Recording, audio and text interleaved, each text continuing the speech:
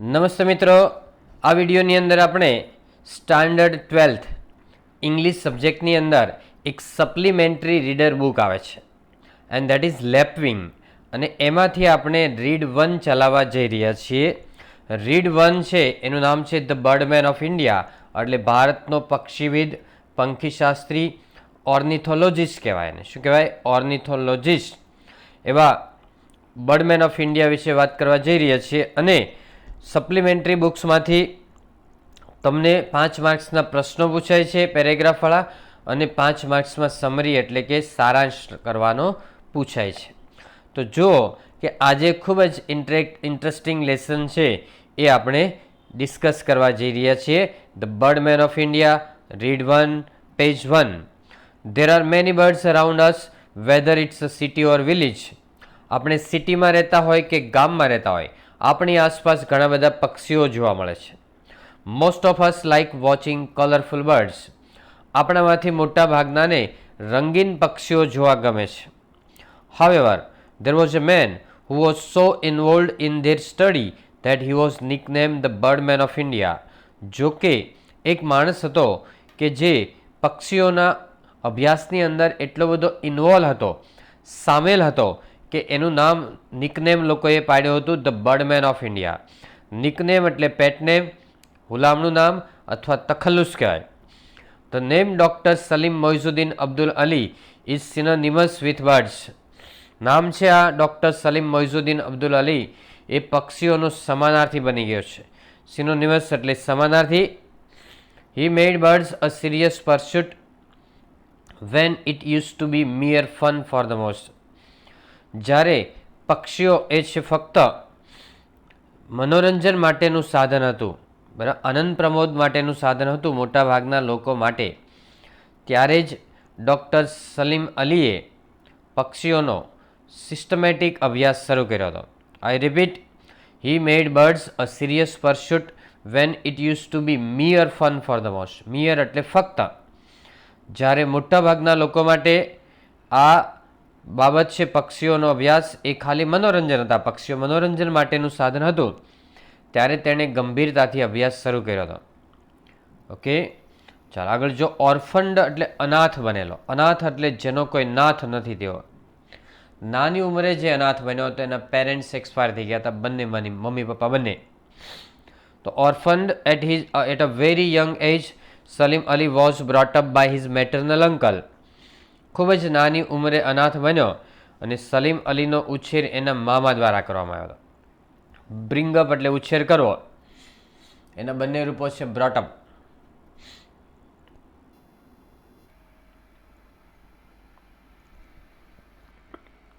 Orphaned at a very young age, Salim Ali was brought up by his maternal uncle. ખૂબ જ નાની ઉંમરે અનાથ બન્યા પછી સલીમ અલીનો ઉછેર એના મામા દ્વારા કરવામાં આવ્યો હતો. બ્રિંગઅપ એટલે ઉછેર કરવો છે, bring up, brought up.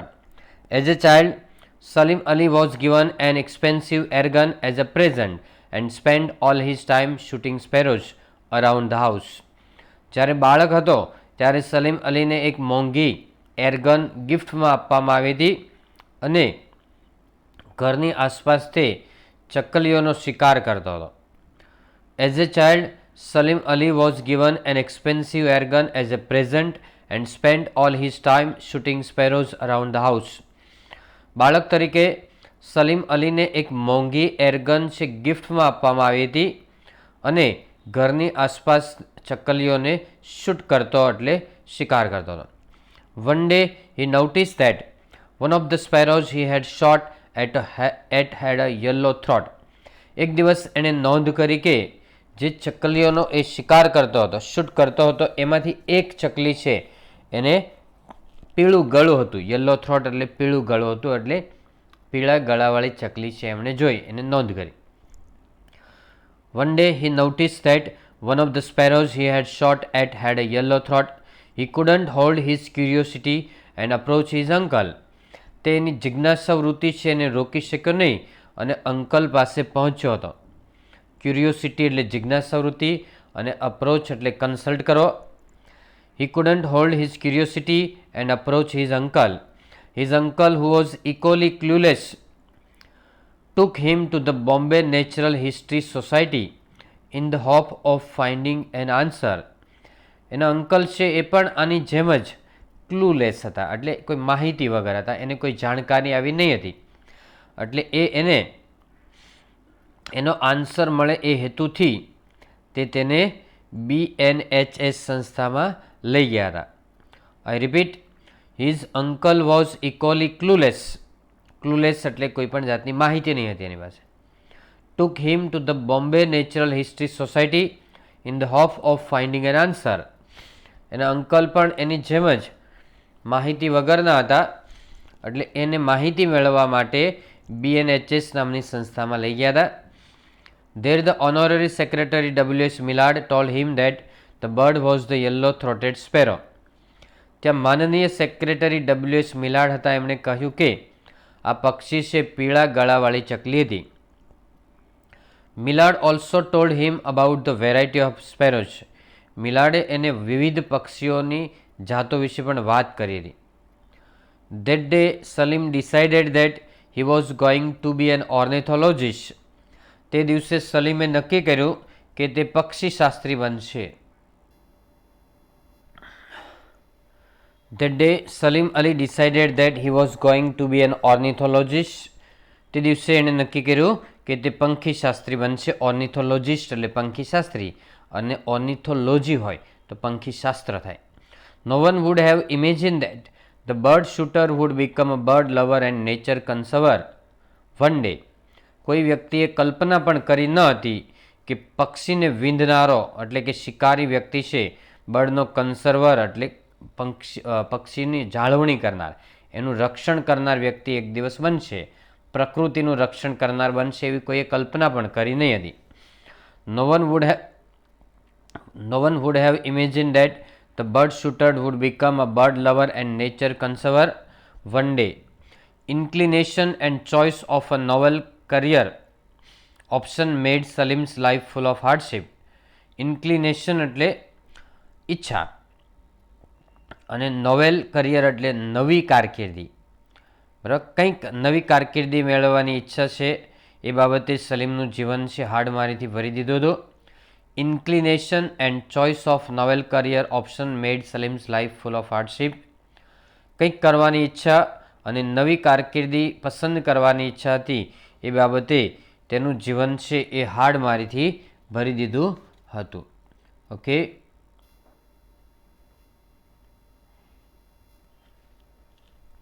As a young man Salim Ali had to face years of unemployment. યુવાન માણસ તરીકે સલીમ અલીએ ઘણા બધા બેકારીના વર્ષો સામનો કરવો પડ્યો હતો. ફેસ એટલે સામનો કરવો, અને અનએમ્પ્લોયમેન્ટ એટલે બેકારી. He move to Burma to look after the family mining and timber business. તે કુટુંબનો ધંધો બર્મામાં હતો એ સંભાળ કરવા માટે ત્યાં ગયો હતો. ફેમિલી માઇનિંગ એટલે ખાણનો ધંધો હતો, અને ટીમર બિઝનેસ એટલે લાકડાનો ધંધો હતો, અને લુક આફ્ટર એટલે સંભાળ લેવા માટે તે બર્મા સ્થળાંતર પામ્યો હતો. It was a rewarding experience for the naturalist as there were endless opportunities for exploring the forests of Burma.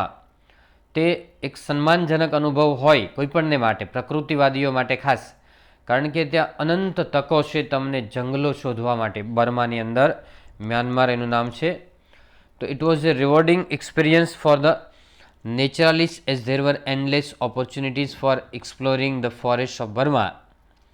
તે સન્માનજનક અનુભવ હોય કોઈપણ પ્રકૃતિવાદી માટે બર્માની અંદર, કારણ કે ત્યાં અનંત જંગલો શોધવા માટેની તકો છે. એક્સપ્લોર એટલે શોધવું. How will Salim Ali relate his interest and his career. તો સલીમ અલી એમનો ઇન્ટરેસ્ટ અને કરિયરને કેવી રીતે રિલેટ કરે છે, સંબંધ એટલે જોડે છે. After returning to India Salim try to get a job as an ornithologist with the Zoological Survey of India, but was rejected since he did not have an MSc or PhD degree. India પાછા ફેર્યા પછી સલીમે એ job મેળવવાનો પ્રયત્ન કર્યો હતો પક્ષીશાસ્ત્રી તરીકે. Zoological સર્વે ઇન્ડિયામાં ચાલી રહ્યો હતો એમાં, પરંતુ એની પાસે MSc અથવા PhD ડિગ્રી ન હતી, જેને કારણે એને રિજેક્ટ કરવામાં આવ્યો હતો. After returning to India Salim tried to get a job as an ornithologist with the Zoological Survey of India but was rejected since he did not have an MSc or PhD degree. He decided to study further to acquire eligibility for the job. તેણે ઉચ્ચ અભ્યાસ કરવાનું નક્કી કર્યું કે જે જરૂરી છે એ પાત્રતા, એલિજિબિલિટી એટલે યોગ્યતા અથવા પાત્રતા મેળવી લેવી અને આગળ જોબ કરવી, એમ કે અક્વાયર એટલે મેળવવી થાય. તો he decided to study further to acquire eligibility for the job. બરાબર, ડિસાઇડ પછી ટુ વાળું ક્રિયાપદ આવે એ વસ્તુ તમારે યાદ રાખવાની. બે શબ્દો ખાસ યાદ રાખજો કે ડિસાઇડ પછી હંમેશા ટુ વાળું ક્રિયાપદ આવે. એક આ યાદ રાખવાનું અને બીજું તમે આગળ યાદ રાખજો કે આ ટ્રાઈડ ટુ ગેટ, ટ્રાઈડ પછી પણ ટુ વાળું ક્રિયાપદ આવશે. આ બે શબ્દો તમે ખાસ યાદ રાખજો, ટ્રાય અને ડિસાઇડ પછી ટુ વાળું ક્રિયાપદ આવે. ઓકે, જો આગળ. Salim went to Germany and got trained under Professor Stresemann, an acknowledged ornithologist in Berlin. Salim છે જર્મની ગયો અને પ્રોફેસર સ્ટ્રેસમેનના અંડરમાં ટ્રેનિંગ લીધી કે જે બર્લિનની અંદર ખૂબ જ પ્રખ્યાત ઓર્નિથોલોજિસ્ટ એટલે પંખીશાસ્ત્રી હતા. બર્લિન એટલે જર્મનીની કેપિટલ સિટી છે. Salim went to Germany and got trained under Professor Stresemann, an acknowledged ornithologist in Berlin. Salim Germany ગયો અને પ્રોફેસર સ્ટ્રેસમેનના અંડરમાં ટ્રેનિંગ લીધી હતી કે જે બર્લિનની અંદર પ્રખ્યાત પંખીવિદ હતા. However, when he came back to India, he found out that there were still hardly any opportunities in his profession. જો કે તે ઇન્ડિયા આવ્યો ત્યારે તેને જાણવા મળ્યું કે ઇન્ડિયામાં આ પ્રોફેશનમાં ભાગ્યે જ કોઈ તકો રહી હતી. હાર્ડલી એટલે ભાગ્યે છે. However એટલે જો કે when he came back to India, he found out that there were still hardly any opportunities in his profession. Another man would have given up in disgust but not Salim. બીજો કોઈ માણસ હોય તો પ્રયત્ન છોડી દીધો હોત નિરાશાને કારણે, પરંતુ સલીમે પ્રયત્ન છોડ્યો નહીં હતો. ગીવઅપ એટલે છોડી દેવું થાય, લીવ કરવું, LEAVE, અને ડિસ્ગસ્ટ એટલે નિરાશા થાય. He decided to create an opportunity, તેણે જાતે ઓપોર્ચ્યુનિટી સર્જવાનો નિર્ણય કર્યો હતો. He went to the Bombay Natural History Society and offered his free services for conducting regional ornithological surveys. તે BNHS સંસ્થામાં ગયો અને ત્યાં જઈ અને કહ્યું કે જો તમારે પ્રાણીઓ પંખીઓની ગણતરી કરવી હોય પ્રાદેશિક વિસ્તારની અંદર તો હું ફ્રીમાં સેવા આપીશ, એવી એણે ઓફર કરી હતી. He decided to create an opportunity. He went to the BNHS and offered his free services for conducting regional ornithological surveys. પ્રાદેશિક ઓર્નિથોલોજીકલ સર્વે કન્ડક્ટ કરવા માટે તેણે પોતાની ફ્રી સેવાઓ ઓફર કરી હતી, વગર પગારે કામ કરશે એવી એણે રજૂઆત કરી. ઓકે, આગળ જો. Says Salim Ali, it is seldom one gets an opportunity in life to do what one wants to do. Salim Ali એવું કહે છે કે વ્યક્તિને ભાગ્યે જ એ તકો મળતી હોય કે જે એને કામ કરવું ગમતું હોય. આપણને જે ગમતું હોય એ જ આપણો વ્યવસાય ધંધો બને એ ઓછી બને, પણ જો બને તો તમને ખૂબ જ એ વ્યવસાય ધંધો કરવાની ખૂબ મજા આવે. અહીંયા સેલ્ડમ એટલે ભાગ્યે જ લખવાનું તમારે. Salim Ali, it is seldom one gets an opportunity in life to do what one wants to do. વ્યક્તિને જે ખરેખર કાર્ય કરવું ગમતું હોય એ કરવાની તક એટલે કે વ્યવસાય ધંધો ભાગ્યે જ મળતો હોય છે. I think the best results are those when you are doing something worthwhile which you enjoy doing without the motivation of material reward. Material reward એટલે ભૌતિક બદલો એટલે પૈસા વગેરે. સલીમ અલી એમ કહે છે કે મને લાગે છે કે સૌથી સારા પરિણામો ત્યારે આવે કે જ્યારે તમે પૈસાની અપેક્ષા રાખ્યા વગર કોઈ પણ મૂલ્યવાન કાર્ય કરો. વર્થ વાઇલ એટલે મૂલ્યવાન થાય, વેલ્યુએબલ થાય. I think the best rewards are those when you are doing something worthwhile which you enjoy doing without the motivation of material reward. It was his sincerity that won him many awards and medals from all over the world, including the Padma Shri and Padma Vibhushan. એની સિન્સિરિટી એટલે નિષ્ઠાપૂર્વકના કાર્યને કારણે તે ઘણા બધા રાષ્ટ્રીય અને આંતરરાષ્ટ્રીય award મેળવ્યો હતો, જેવા કે પદ્મશ્રી અને પદ્મવિભૂષણ. બરાબર. આપણા દેશનો સિવિલિયન એવોર્ડ છે એમાં સૌથી ઊંચો ભારત રત્ન, પછી પદ્મવિભૂષણ છે, પદ્મભૂષણ છે, પદ્મશ્રી છે. બરાબર. તો આ બધા આપણા દેશના મુખ્ય એવોર્ડ છે. એશિયાનો મેક્સેસ એવોર્ડ છે અને દુનિયાનો નોબેલ પ્રાઇઝ, આ સૌથી હાઈએસ્ટ સિવિલિયન એવોર્ડ કહેવાય. It was his sincerity that won him many awards and medals from all over the world, including the Padma Shri and Padma Vibhushan. એની નિષ્ઠાને કારણે તે ઘણા બધા એવોર્ડ્સ અને મેડલ દુનિયાભરના જીત્યો હતો, પદ્મશ્રી અને પદ્મભૂષણ સહિતના. Salim Ali was a true nature lover and his love for the wildlife is expressed in his autobiography, where he calls the wildlife a capital, an asset, and says the interest on the capital must be used while leaving the capital itself intact. Intact એટલે અકબંધ રાખવી, મૂડીને અકબંધ રાખવી એટલે વાપરવી નહીં. તો સલીમ અલી છે સાચો પ્રકૃતિવાદી હતો અને એનું વન્યજીવન પ્રત્યેનો પ્રેમ છે, એના ઓટોબાયોગ્રાફીના પુસ્તક છે, એનું આત્મકથા છે એની ધ ફોલ ઓફ સ્પેરો. એમાં જંગલી જીવો પ્રત્યેનો એનો પ્રેમ છે એ રજૂ થયેલો છે, એક્સપ્રેસ એટલે રજૂ થયેલો છે. અને વાઇલ્ડ લાઈફ એટલે વન્યજીવન, where he calls the wildlife a capital and asset. એમ કે છે કે આ વન્યજીવન છે આપણી મૂડી છે, કેપિટલ અને એસેટ એટલે મૂડી થાય. The interest on the capital must be use while living the capital it self intact. આપણે આ મૂડી છે એનું વ્યાજ વાપરવું જોઈએ, એ મૂડી છે એને અકબંધ રાખવી જોઈએ, એ મૂડી ન વાપરવી જોઈએ. એટલે કે આપણે જંગલમાંથી જે વનસ્પતિ કાપીએ તો એની એ વૃક્ષો છે વધારે વાવવા જોઈએ, જેટલા કાપીએ એટલા તો ઓછામાં ઓછા વાવવા જોઈએ, એની કરતાં વધારે પણ વાવવા જોઈએ, પણ ઓછા તો ન જ વાવવા જોઈએ, એવું એનો કહેવાનો મિનિંગ છે. This is how I interpret wildlife conservation and believe that future generations should enjoy the same fun with it that I had. અને આ રીતે હું જંગલી સંપત્તિ છે એનું વિશ્લેષણ કરું છું અને માનું છું કે આવનારી પેઢી છે એ આપણે જેવી રીતે જંગલોને માણી શકીએ છીએ એ રીતે આવનારી પેઢી પણ માણી શકે. રિપીટ કરું છું કે this is how I interpret wildlife conservation and believe that future generations should enjoy the same fun with it that I had. અને હું વિચારું છું કે વન્યજીવનની સંપત્તિ છે એ આવનારી પેઢી એન્જોય કરી શકે એટલે એના માટે આપણે રાખવી જોઈએ અને જેટલી વાપરીએ એટલી આપણે વનસ્પતિઓ ઉગાડવી જોઈએ. એમ કે The birdman is survived by his books on birds that a small group of people used to enjoy birding and endeavor for the conservation of the wildlife.